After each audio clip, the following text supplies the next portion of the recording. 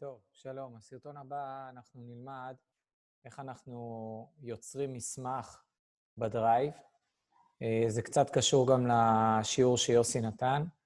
היום אני אדבר על איך אנחנו יוצרים מסמך בתוך הדרייב. שימו לב, אני בעצם נכנס לתוך הדרייב. בתוך הדרייב יש לי פה 9 נקודות. בתוך הנקודות אני יכול לבחור איזה מסמך אני רוצה להכין. לצורך העניין, אם אנחנו רוצים להכין מצגת, אז זה המצגת.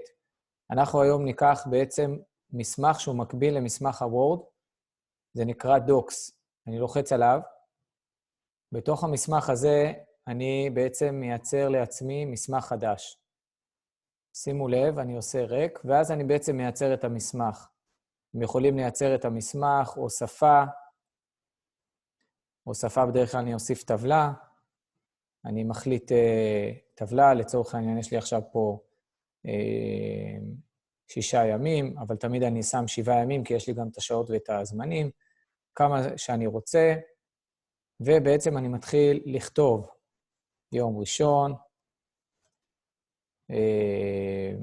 שני וכו'.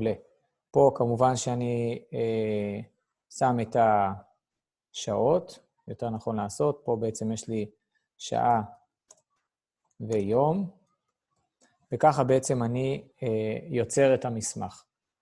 ברגע שיצרתי את המסמך, לא משנה מה, אני יכול להשאיר אותו, עכשיו אני רוצה ללכת לשתות קפה, הכי חשוב שאני אעשה את השיתוף. אני לוחץ על השיתוף, ובעצם בשיתוף אני רושם איך קוראים למסמך, מערכת, שעות, להדגמה.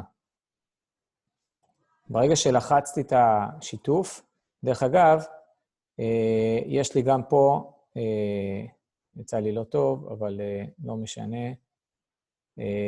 אני עכשיו, השלב הבא זה בעצם שלב שמדבר על הכישורים. הנושא הזה זה נושא מאוד מאוד חשוב. שאני בעצם רוצה לייצר מצב שכל המורים אצלי בכיתה יוכלו לערוך את המצגת, אז אני מייצר קישור כזה. אני עושה העתקת קישור. עכשיו תשימו לב שאני עושה את העתקת הקישור, יש לי פה שיתוף, אני רוצה עם מי אני בעצם הולך לשתף. אז פה בעצם יש לי, רק רגע, שיתוף. אז פה בעצם יש לי את הדבר הבא. כשאני עושה העתקת קישור, אני רוצה בעצם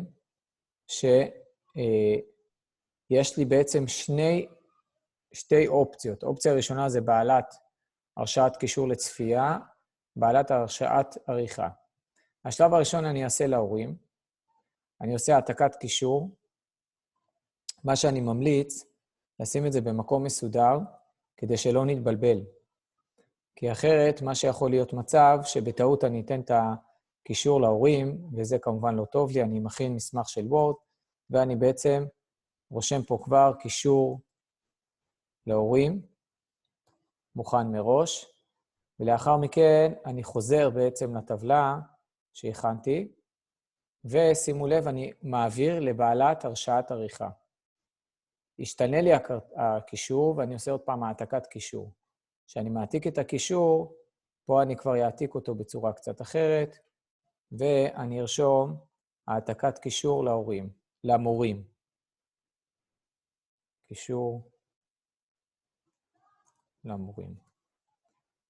בתכלס, זהו. יש לכם את הקישור הזה, אתם בעצם שולחים אותו לכל המורים שלכם, שהם יכולים בעצם לערוך את הטבלה.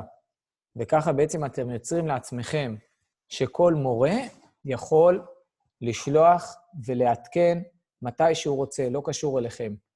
מה היתרון הגדול בזה? כמובן, אין שימוש בוואטסאפים.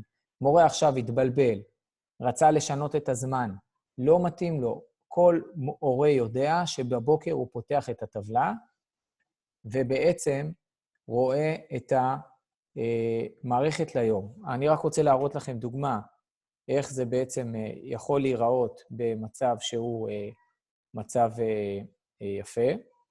אנחנו נסתכל על זה פה.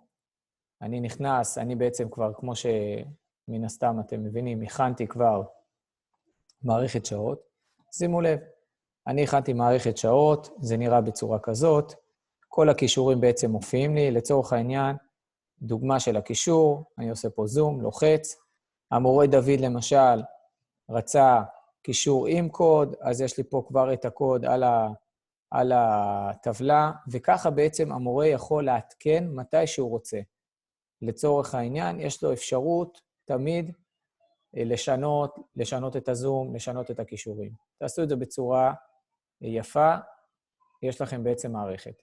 חיסרון היחידי של הדוקס, שבעצם זה לא כל כך יפה כמו הוורד, אבל אפשר לשחק קצת עם צבעים, קצת שזה יהיה מעניין. באמת, בקטע הזה זה טיפ-טיפה חלבי. זהו, ואז בעצם אתם מכינים את המסמך. בסרטון הבא אני אסביר איך אתם שותלים אותו בתוך האתר. עד כאן.